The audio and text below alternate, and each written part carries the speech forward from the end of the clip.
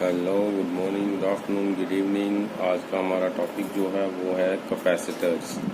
तो कैपेसिटर्स क्या होते हैं, किस तरह से ये काम करते हैं, आज इस टॉपिक से रिलेटेड बेसिक इंट्रोडक्शन करेंगे और इससे रिलेटेड जो भी बेसिक कॉन्सेप्ट्स हैं उसको हम नोट करेंगे। उसके बाद हम डिस्कस करेंगे टाइप्स ऑफ कैपेसिटर, जिसमें हम देखेंगे कि किस किस तरह के कैपेसिटर होते हैं और उनमें से हमारे सिलेबस में जो है उसको हम स्टार्ट करेंगे। तो लेट्स स्टार्ट कैपेसिटर। ओके, तो सबसे पहले हेडिंग बनाएंगे कैपेसिटर क्या होता है। Capacitor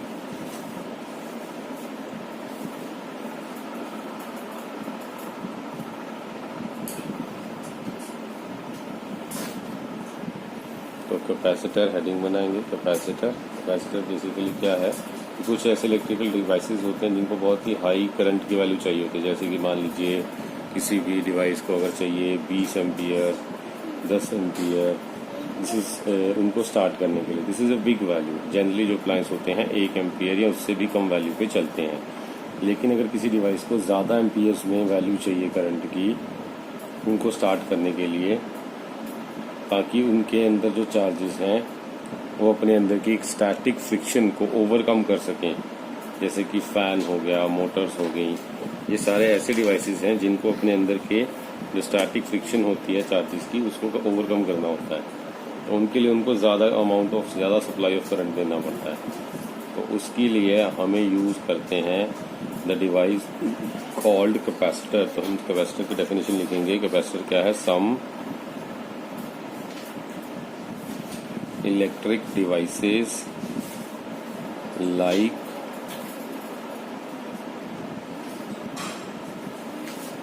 motor, fan, etc.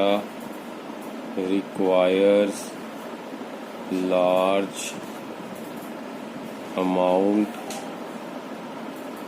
of current to start them। कुछ ऐसे इनको ज़्यादा अमाउंट ऑफ करंट जो है चाहिए होता है स्टार्ट करने के लिए उनको। तो अगर इनको स्टार्ट करने के लिए ज़्यादा क्वांटिटी ऑफ करंट चाहिए, तो ये ज़्यादा क्वांटिटी ऑफ करंट इनको कहाँ से मिलेगा? That is from the device called capacitor. So the device capacitor solve this problem.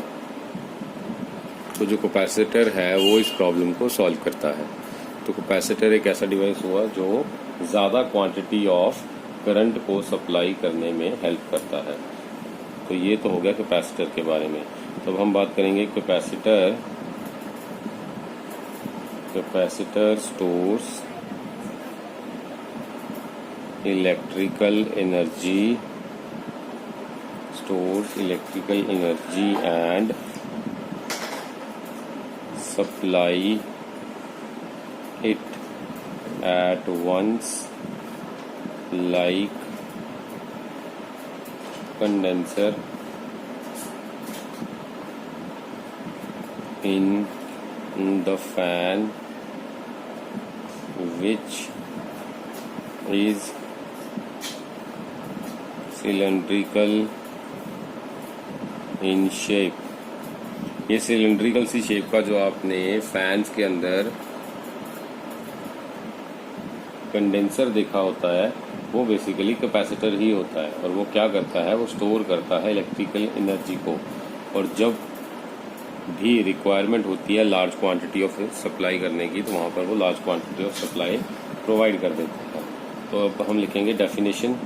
Capacitor क्या हुआ? कैपेसिटर की डेफिनेशन ये हुआ, ये एक ऐसा कंडक्टर है जो कि स्टोर करता है इलेक्ट्रिकल चार्ज को। So it is a conductor which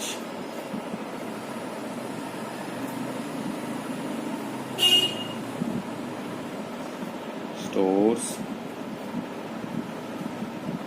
electrical charge. तो एक ऐसा कंडक्टर जो इलेक्ट्रिकल चार्ज को स्टोर करता है उसको हम बोलते हैं दिस इज कैपेसिटर। तो कैपेसिटर की होप सर आपको ये डेफिनेशन क्लियर हो गई।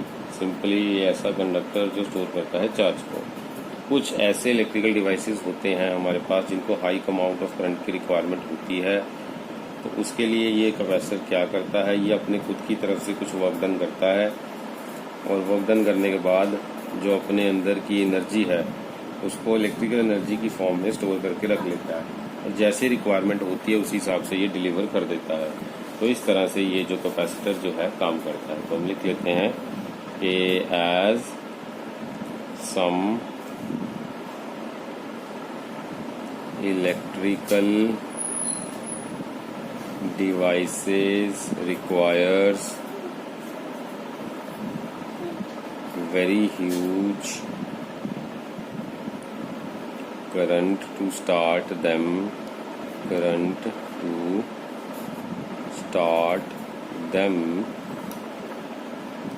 so for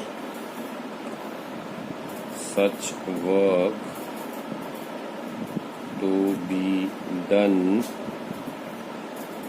we use capacitor.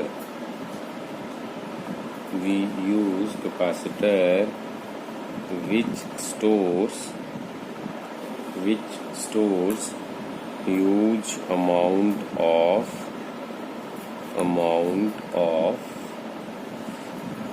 electrical energy and deliver them at once. एकदम से उसको जब भी चाहिए at once it will provide this. Okay, तो अब वर्ड आता है capacitance.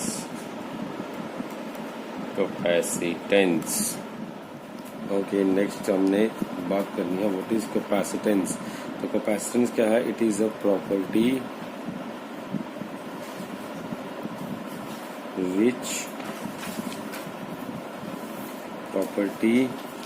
which tells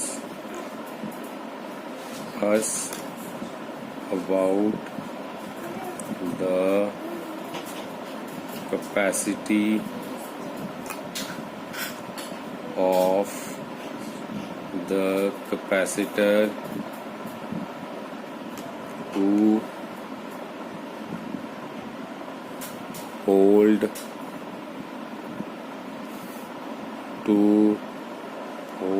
electrical energy।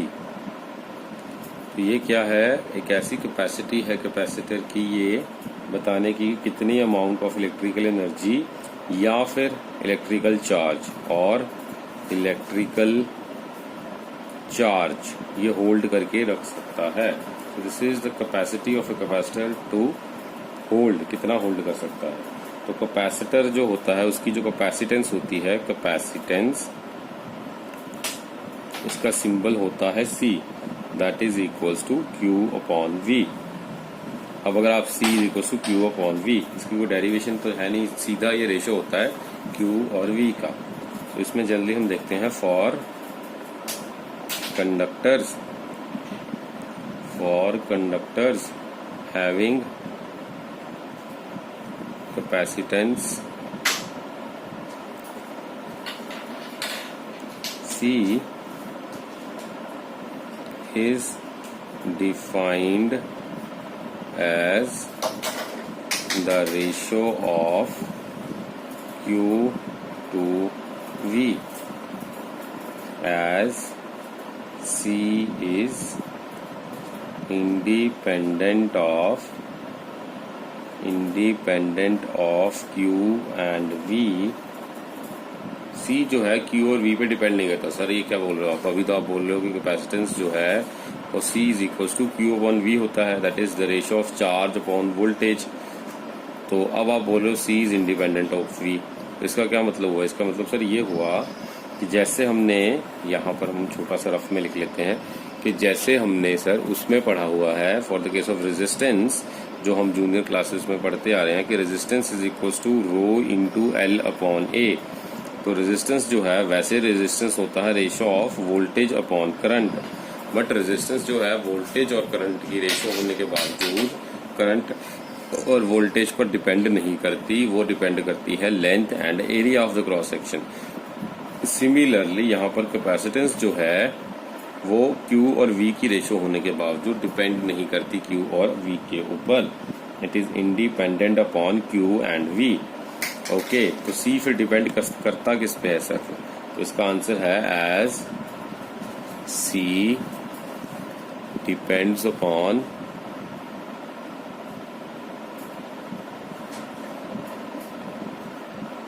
dimensions of conductor and property of medium।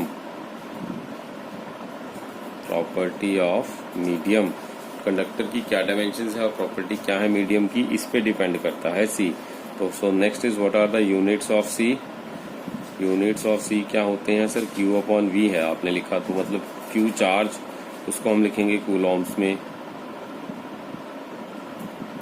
और यहाँ पर वोल्टेज को वोल्ट्स में लिखेंगे, तो कूलॉम्स पर वोल्ट, या फिर इसको फैरेड्स भी बोलते हैं। फैरेड्स, जिस साइंटिस्ट ने इसको इन्वेंट किया था फैरेड्स, तो फैरेड्स को कैपिटल F से भी इसको डिनोट किया जाता है।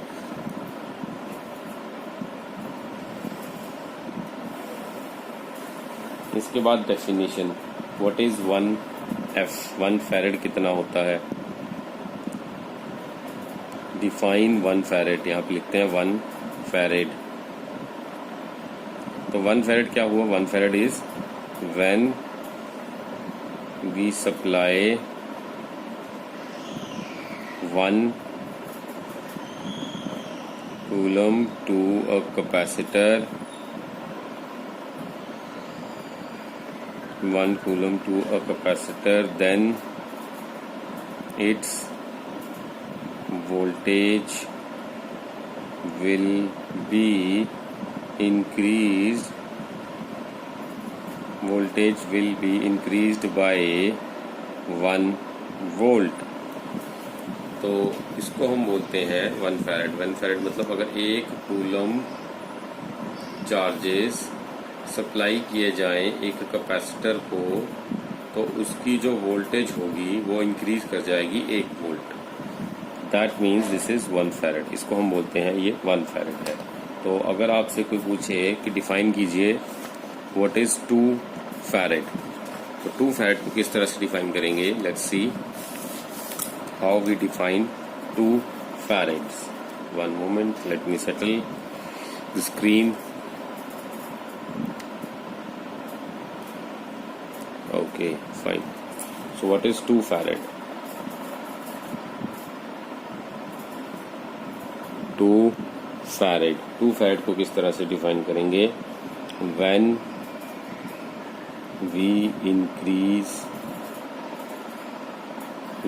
we supply 2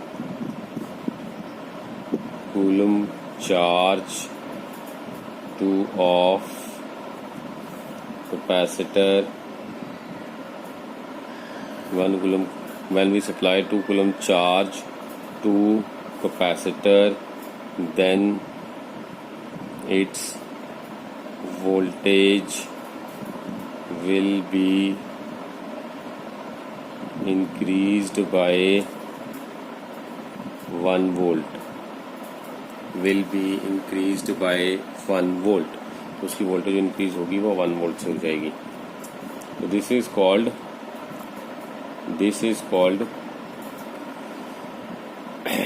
2 farad. तो इसमें सर हमने क्या देखा कि चार्ज 2 कूलम बढ़ा दिया लेकिन वोल्टेज 1 वोल्ट ही बढ़ी। चार्ज हमने 2 कूलम कर दिया लेकिन वोल्टेज 1 वोल्ट ही बढ़ी। पिछले वाले में वोल्टेज इंक्रीज हुई थी 1 वोल्ट, अब भी वोल्टेज इंक्रीज हुई है 1 वोल्ट। तो कूलम्स को हम कुछ इस तरह से डिफाइन करते हैं कि वोल्टेज 1 वोल्ट ही इंक्रीज होगी even if we supply 1 coulomb charge और we supply 2 coulomb charge. Charge हम चाहे 1 दें चाहे हम 2 दें, क्या मतलब 1 कूलम दें या 2 कूलम दें, लेकिन हमारे पास जो वोल्टेज का इंक्रीज है वो 1 वोल्ट ही होना चाहिए। तो this is called 2 farad. Next is the difference between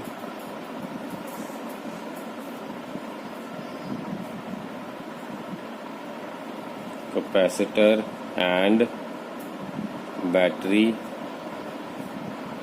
is that both supply current but battery supplies slow current and capacitor supplies large amount of current at the same time। तो हमने क्या देखा, difference क्या है capacitor और battery का। दोनों supply करते हैं करंट, बट बैटरी जो है वो सप्लाई करती है slow current and the capacitor जो सप्लाई करता है large amount of current at the same time. तो इस तरह से हम इसको बोल सकते हैं। सो इसका मतलब ये हुआ कि कैपेसिटर जो है लार्ज अमाउंट ऑफ करंट जो है सप्लाई करने की कैपेबिलिटी रखता है। ओके, तो अब बात करेंगे कि टाइप्स ऑफ कैपेसिटर। हेडिंग बनाएंगे टाइप्स ऑफ कैपेसिटर। कौन कौन से टाइप्स के कैपेसिटर जो है हमारे पास अवेलेबल है।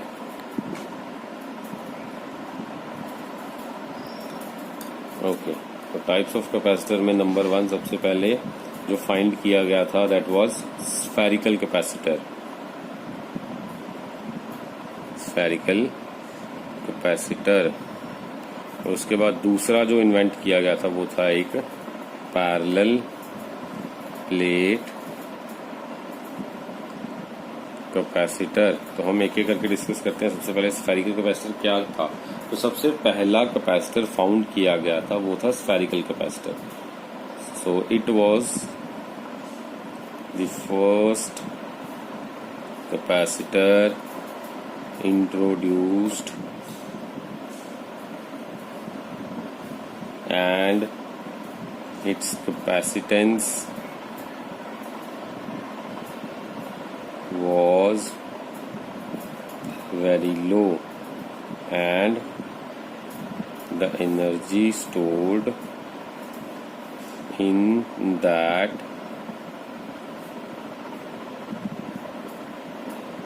spherical capacitor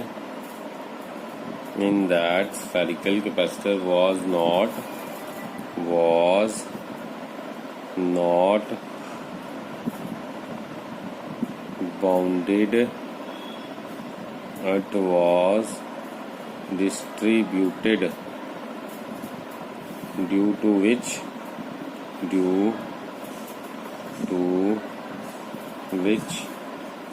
this was rejected।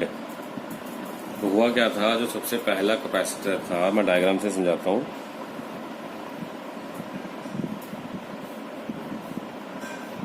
तो ये सबसे पहला स्फेरिकल कैपेसिटर था और उसकी जो कैपेसिटेंस थी वो बहुत लो थी और एनर्जी जो स्टोर करी हुई थी इसके अंदर वो it was not bounded, it was distributed. क्योंकि एनर्जी हर जगह डिस्ट्रीब्यूट है, तो क्योंकि चार्ज डिस्ट्रीब्यूटेड था इसलिए एनर्जी भी डिस्ट्रीब्यूटेड थी। तो क्योंकि एनर्जी डिस्ट्रीब्यूशन का कॉन्सेप्ट था यहाँ पर, लेकिन यहाँ पे कैपेसिटर का जो टास्क दिखाया गया था वो ये था कि कैपेसिटर शुड बी एक ऐसा होना चाहिए जो एनर्जी बाउंड करके रखे, स्टोर करके रखे, लेकिन यहाँ पर एनर्जी डिस्ट्रीब्यूशन दिखा रहे हैं। तो इसलिए इस कॉन्सेप्ट को रिजेक्ट कर दिया गया, मतलब इस स्फेरिकल कैपेसिटर के कॉन्सेप्ट को रिजेक्ट कर दिया गया। इसके बाद जो नया कैपेसिटर जो फाइंड किया गया that was a parallel plate capacitor, that is the second category, that is a parallel plate capacitor. जो सेकंड कैटेगरी उसके बाद रखी गई that was a parallel plate capacitor. Okay, तो पैरेलल प्लेट कैपेसिटर के बारे में समझते हैं। पैरेलल प्लेट कैपेसिटर कैसा था और कैसे काम करता था। तो नेक्स्ट हम लिखेंगे पैरेलल प्लेट कैपेसिटर। हेडिंग बनाएंगे पैरेलल प्लेट कैपेसिटर।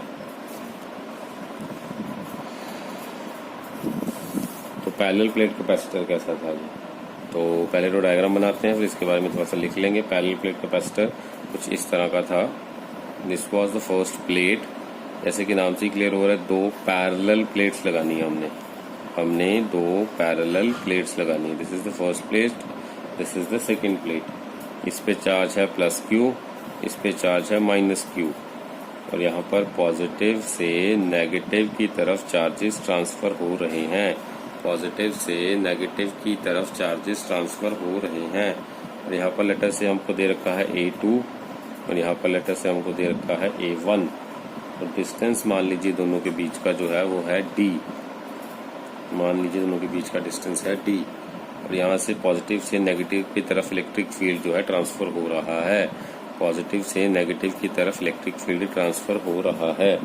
ओके, अब इसी हिसाब से हमने जो है पैरेलल प्लेट कैपेसिटर का कॉन्सेप्ट सीखना है। This is a diagram of parallel plate capacitor. इसके अंदर 2 प्लेट्स हैं, और दोनों प्लेट्स के अंदर ये कंडीशन है कि दोनों पैरेलल होनी चाहिए एक दूसरे के, और दोनों का एरिया सेम होना चाहिए, और डिस्टेंस जो है दोनों प्लेट्स के बीच का वो बहुत स्मॉल होना चाहिए।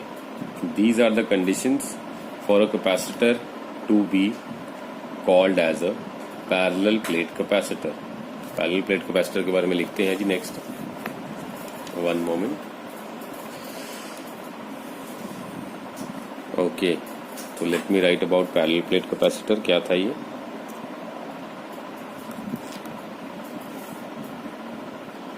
The capacitor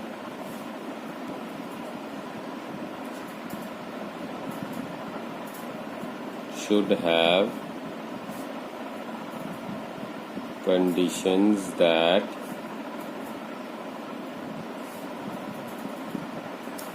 the capacitor should have conditions that it must be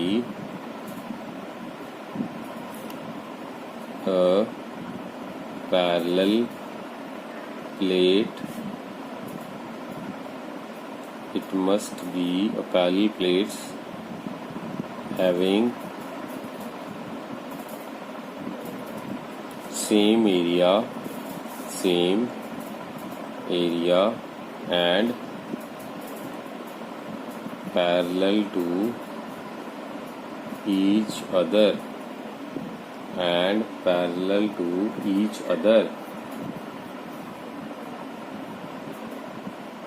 दोनों का सेम एरिया हो और दोनों एक दूसरे के पैरेलल हो, and distance between the 2 plates should be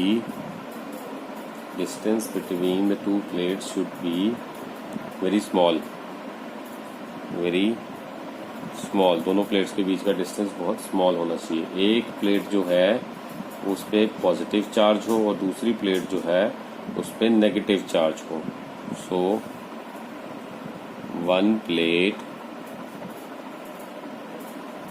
should have positive charge and the other plate should have negative charge। एक प्लेट पे पॉजिटिव चार्ज हो, दूसरी प्लेट पे नेगेटिव चार्ज हो, एंड चार्जेस की जो मैग्नीट्यूड है it must be equal in amount, and magnitude of charges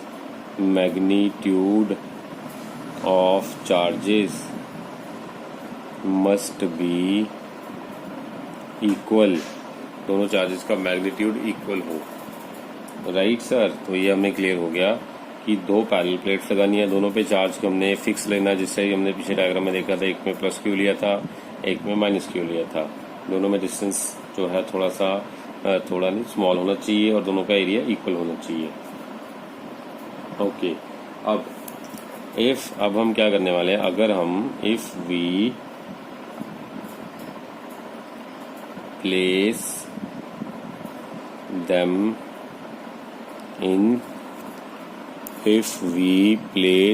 them in electric field if we place them in electric field, अगर हम इनको इलेक्ट्रिक फील्ड के अंदर रखते हैं, then field starts from positive E, मतलब पॉजिटिव Q चार्ज जिस plate पे हमने लिया था वहां से फील्ड स्टार्ट होगा and goes up to negative E, जहां पर नेगेटिव चार्ज है वहां तक ये जाएगा and the electrical energy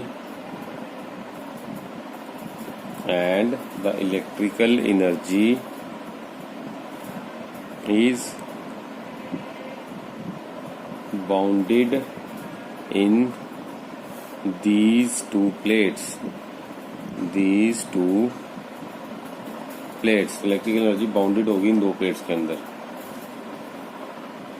and their capacitance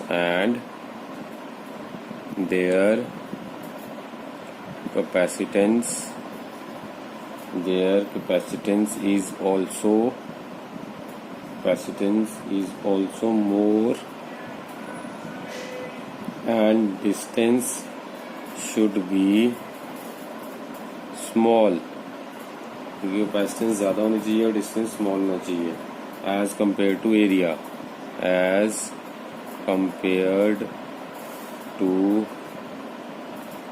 मतलब एरिया के कंपैरिजन में डिस्टेंस बहुत ही छोटा हो, इस तरह से कुछ बोला जा रहा है. And the plate should be so large that it should behave as and the plates should be so large that it should behave as infinity for D. मतलब कुछ इस तरह से है सर कि मान लीजिए ये मेरे पास पहली प्लेट है और मान लीजिए ये मेरे पास दूसरी प्लेट है. ये दो प्लेट्स हैं, दोनों प्लेट्स का एक तो एरिया इतना लार्ज हो इस कंपैरिजन टू दिस डिस्टेंस इतना छोटा हो, let us say in the range of nanometres, और इतना बड़ा हो area that is should be like in the range of metres. यहाँ हम सेंटीमीटर्स की बात करें तो नैनोमीटर्स की रेंज में अगर डिस्टेंस रखें और बहुत ही छोटा डिस्टेंस रखें तो उसके कंपैरिजन में तो अगर मैं डिस्टेंस की बात करूंगा और एरिया की बात करूंगा वो बहुत लार्ज होगा अगर हम सेंटीमीटर्स में भी लेते हैं तो लाइक दिस. तो should be so large that it should behave as infinite for distance. Right distance के कंपैरिजन में एरिया ऑफ द प्लेट बहुत ही बड़ा माना जाता है.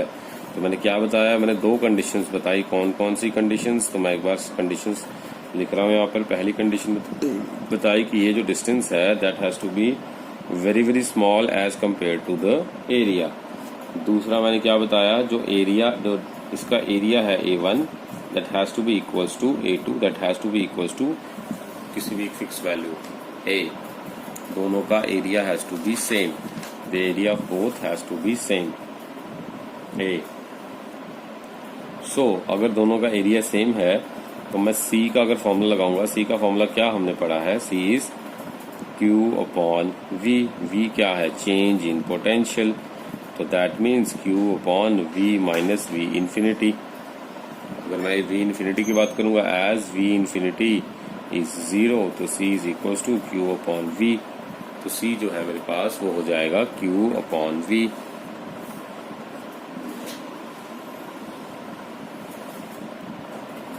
Where Q is what? Charge on the capacitor. Charge on the capacitor. और हमारे पास जो डेल्टा V है या V है, V क्या है, V is basically potential difference. तो कैपेसिटर की कैपेसिटेंस क्या होती है, it is the ratio of charge and potential difference. तो charge upon potential difference is capacitance. तो होप आपको सर ये फॉर्मूला क्लियर हो गया कि क्या है ये formula. Okay, as the capacitance depends upon dimensions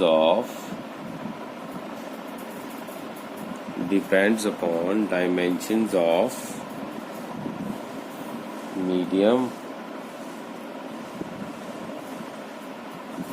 as C depends upon dimensions and medium, उसकी डायमेंशन क्या है, उसका मीडियम क्या है, उसके ऊपर डिपेंड करता है कैपेसिटेंस, ना कि Q और V की ऊपर। डिपेंड नहीं करता, रेशो होती है उसकी, डिपेंड नहीं करता, उसकी रेशो होती है। तो so we can say C is a constant. तो C को एक तरह से कांस्टेंट की तरह भी हम ट्रीट कर सकते हैं। तो C को एक कांस्टेंट की तरह भी प्रूव कर किया जा सकता है। तो होप आपको यहाँ तक क्लियर हो गया कंडीशंस और उसके बाद C का फॉर्मूला और C की डिपेंडेंसी। तो हमारा आज का नेक्स्ट टॉपिक है कैपेसिटेंस ऑफ कैपेसिटर। जैसे कि हमने लास्ट टॉपिक पढ़ लिया था, उसके बाद हमारा नेक्स्ट टॉपिक जो होगा उसमें हमने क्या पढ़ना है कि कितनी वैल्यू होती है कैपेसिटेंस की। जैसे कि हमने अभी अभी बात करी कि जो कैपेसिटेंस C की वैल्यू होती है इट इज कांस्टेंट। तो अगर C की वैल्यू कांस्टेंट है तो उसको हमें प्रूव करना होगा, क्योंकि C की वैल्यू कांस्टेंट होती है तो कैसे कांस्टेंट होती है। तो इसके लिए हमें याद रखना है कि अगर C की वैल्यू कांस्टेंट है that means we need to prove this. So proof, तो लेट्स प्रूव दिस। इसके लिए क्या करना होगा, सबसे पहले हमने लेटर से कंसिडर कर लिए दो plates like this. This is the first plate and this is the second plate.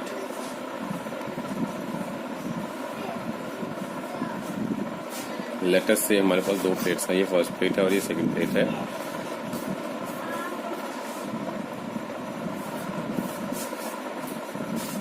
मान लीजिए जो हमारी फर्स्ट प्लेट है उस पर चार्ज है पॉजिटिव Q और सेकंड प्लेट है उस पर चार्ज है नेगेटिव Q। जैसे कि हमने पीछे अभी कंडीशंस में पढ़ा था कि दोनों का एरिया जो है, लेटर से दोनों का एरिया फिक्स और कांस्टेंट वैल्यू होना चाहिए, दैट इज A। और ये पॉजिटिव चार्ज प्लेट है, ये नेगेटिव चार्ज प्लेट है और दोनों के अंदर इलेक्ट्रिक फील्ड जो है it has to move from positive towards negative. और दोनों के बीच का जो सेपरेशन है, तो जैसे कि हमने पढ़ लिया, लेट अस से the separation between two is D। अगर मान लीजिए हमने दो प्लेन शीट्स ले ली चार्जेस की जो कि अप टू इन्फिनिटी जा रही हैं, due to sheet 1 electric field जो हो जाएगा दो शीट्स के between that will B E1 जो कि अवे फ्रॉम द शीट 1 होगा। Similarly due to negative sheet electric field जो होगा that will be towards the sheet 2 and electric field जो होगा वो होगा away from the positive and it will move towards the negative. तो हम लिखते हैं consider two plane sheets of charges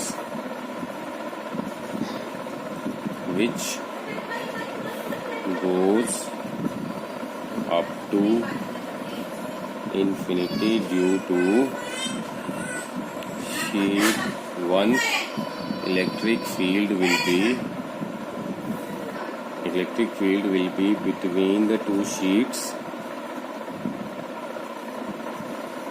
due to sheet 1। मतलब दो हमने प्लेट्स कंसिडर कर ली चार्जेस की जो कि जा रही हैं मान लीजिए अप टू इन्फिनिटी, और ड्यू टू पहली शीट इलेक्ट्रिक फील्ड जो होगा between the two sheets let it be E1। मान लीजिए उसको हमने नाम दे दिया E1। Similarly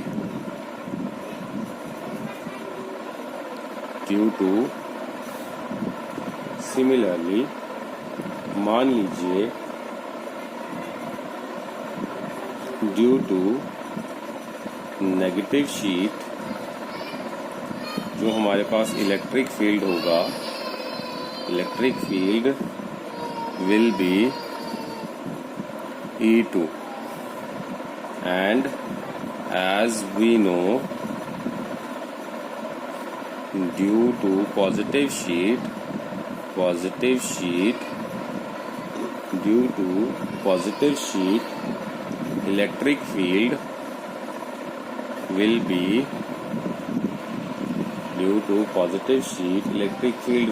from electric field due to positive sheet will be normally outward and due to negative sheet let it be inward। ये हमने पहले कन्वेंशन पढ़ चुके हैं। इलेक्ट्रिक फील्ड पहले मान लीजिए पहली शीट के लिए E1 है, दूसरी शीट के लिए E2 है। पॉजिटिव शीट के लिए इलेक्ट्रिक फील्ड नॉर्मल आउटवर्ड होता है, नेगेटिव शीट के लिए इलेक्ट्रिक फील्ड इनवर्ड होता है। तो ये हम कन्वेंशन पहले पढ़ चुके हैं। तो by going by the same convention अब हमने क्या देख लिया कि पॉजिटिव से नेगेटिव की तरफ इलेक्ट्रिक फील्ड जो है हमारा मूव कर रहा है। तो अगर इलेक्ट्रिक फील्ड पॉजिटिव से नेगेटिव की तरफ जा रहा है तो E1 की वैल्यू जो हमारे पास हो जाएगी that will be sigma upon 2 epsilon naught. ये हम पहले पढ़ चुके हैं इसका formula, sigma upon 2 epsilon naught for the plane infinite sheet electric field की जो फॉर्मूला होता है that will be sigma upon 2 epsilon naught. Similarly going by the same E2 की वैल्यू हो जाएगी सिग्मा अपॉन 2 एप्सिलॉन नॉट, क्योंकि वहां पर भी चार्ज डेंसिटी जो सिग्मा है वो सेम है दोनों के ऊपर, और डिवाइडेड बाय 2 एप्सिलॉन नॉट। क्योंकि सिग्मा जो हमने आपको बताया सिग्मा क्या है, as sigma is charge per unit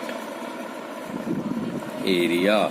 अगर sigma charge per unit area है तो उसकी value Q upon 2A epsilon naught is the value, QA epsilon naught. So for infinite long sheet electric field near the sheet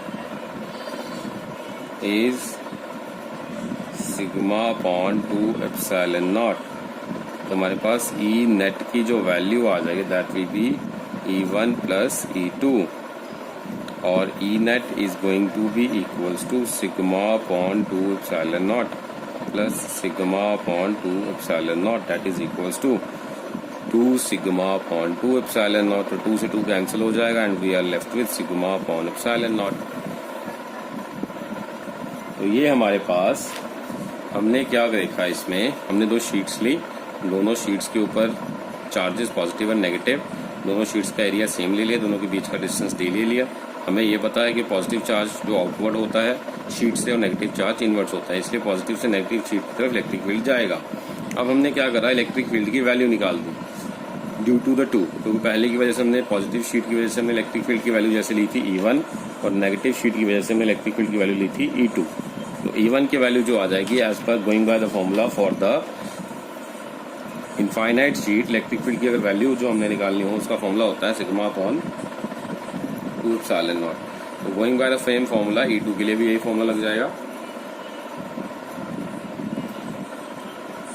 और हमारे पास sigma जो होता है that is charge per unit area, उसका formula क्या होता है Q upon 2A epsilon naught. ये फॉर्मूला हमने यहाँ पे पुट कर देना है। इसमें इंफॉर्मेशन फीड करने के बाद for infinite long sheet electric field जो हमारे पास आएगा that is sigma upon 2 epsilon naught. E net की value that will be equals to E1 plus E2। Okay, so now E net की वैल्यू E1 प्लस E2 आ गई, तो E net क्या हो जाएगा sigma upon 2 epsilon naught plus sigma upon 2 epsilon naught that is the 2 sigma upon 2 epsilon not. 2 cancel and we are left with sigma upon epsilon naught only. तो यहाँ पर हमारे पास क्या प्रूव हो गया कि E नेट जो है इतनी वैल्यू आ रही, net electric field due to 2 plane sheets will be sigma upon epsilon naught. अब हमने सिग्मा की वैल्यू जो है वो हम पुट कर सकते हैं Q अपॉन दिस वैल्यू। तो E नेट जो है मेरे पास that will be going to be equals to, तो हमने यहाँ से E नेट की वैल्यू निकालनी है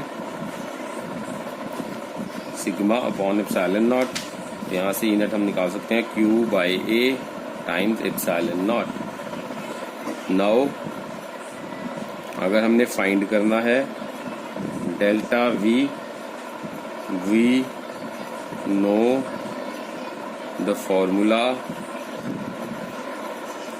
उसके लिए जो हमें फॉर्मूला पहले पढ़ा हुआ है that is dV modulus is equals to E dot dr। ये कौन सा फॉर्मूला है सर? ये वो फॉर्मूला है जिसमें हमने ये बताया आपको that change in potential delta V is equals to electric field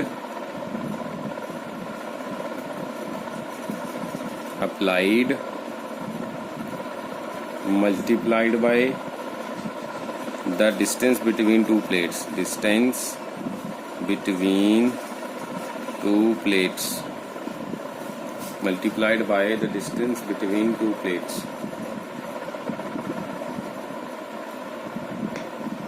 तो इसका मतलब ये हुआ delta V is equals to E multiply by the distance between two plates.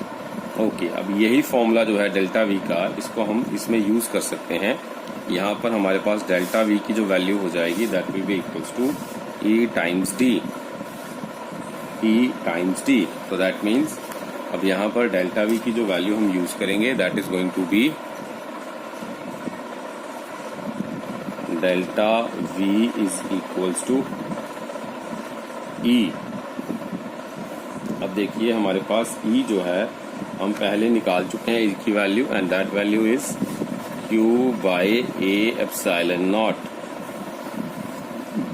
ये वैल्यू हमने अभी भी निकाली है पीछे। तो डेल्टा वी की वैल्यू ई टाइम्स डी। अब यहां से ई की वैल्यू में इसमें पुट कर देंगे, that is Q by A epsilon naught times D. यहाँ से डेल्टा वी हमारे पास बन जाएगा that will be equals to Q times D by A epsilon not.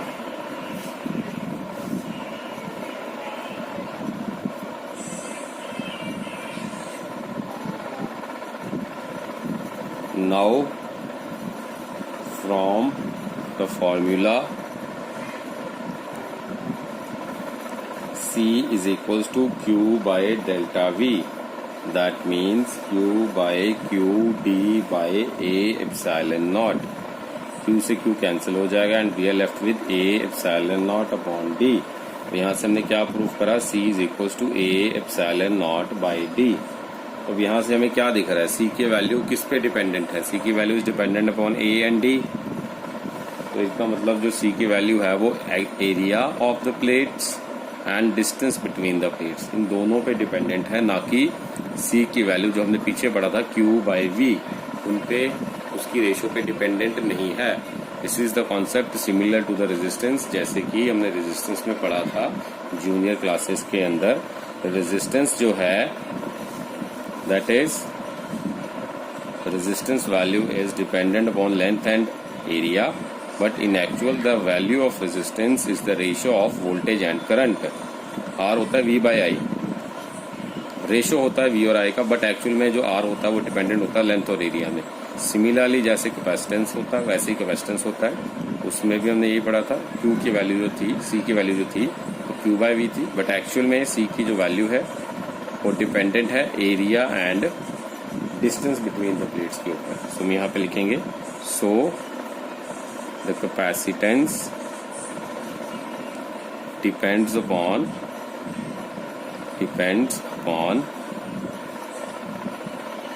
area of plates and distance between plates and medium used।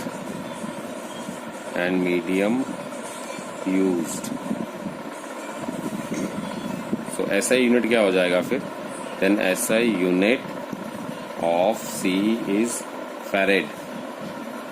SI unit C का जो हो जाएगा वो हो जाएगा फैरेड।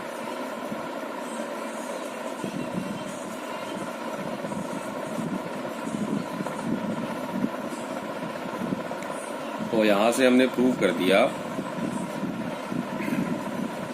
कि हमारे पास जो C की वैल्यू है वो एरिया और डिस्टेंस बिटवीन द प्लेट्स के ऊपर डिपेंड करता है, ना कि रेशियो ऑफ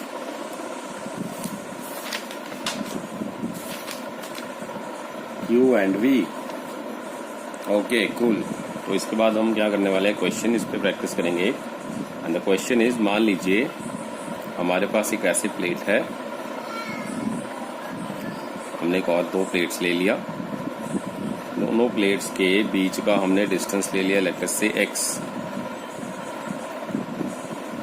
इस प्लेट पे पॉजिटिव चार्ज है, इस प्लेट पे नेगेटिव चार्ज है, इस प्लेट की लेंथ L है, let us say this is the length L of the plate and let us say this is the breadth B of the plate, breadth B of the plate and length L of the plate, and दोनों plates के बीच का distance है x। अब हमारे पास C का जो formula है हमने अभी भी पढ़ा है, epsilon naught into A upon D, और A क्या है हमारे पास, एरिया, और एरिया ऑफ द प्लेट्स क्या है यहाँ पे, L इंटू बी, तो एरिया हम लेंगे L into B, and distance क्या है, डिस्टेंस है x दो प्लेट्स के बीच का। तो हमारे पास C की वैल्यू क्या बन जाएगी, so by applying formula what we are getting epsilon naught into area that is L into B upon distance that is x। तो होप ये आपको क्लियर हो गया, गुड।